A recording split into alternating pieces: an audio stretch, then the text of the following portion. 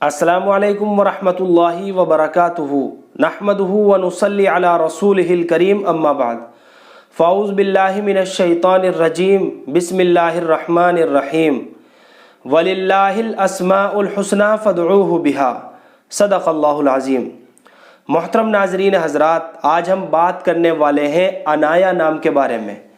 और इस नाम के बारे में एक सवाल भी किया गया है कि बच्ची का अनाया नाम रख सकते हैं या नहीं। तो मोहतरम नाज़रीन हज़रात, ये लफ्ज़ इनाया है या अनाया है और इस नाम के माना क्या है, मतलब क्या है।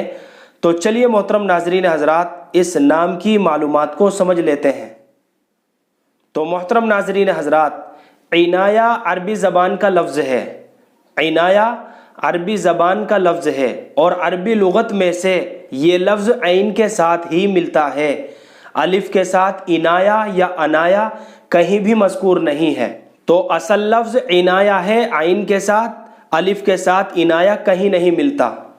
अब इनाया जो ऐन के साथ है, इसके बहुत सारे मानी आते हैं, जैसे लुत्फ़ व करम, मेहरबानी, तवज्जो, इल्तिफ़ात, तोहफ़ा, अतिया, ये सारे इनाया नाम के माना है।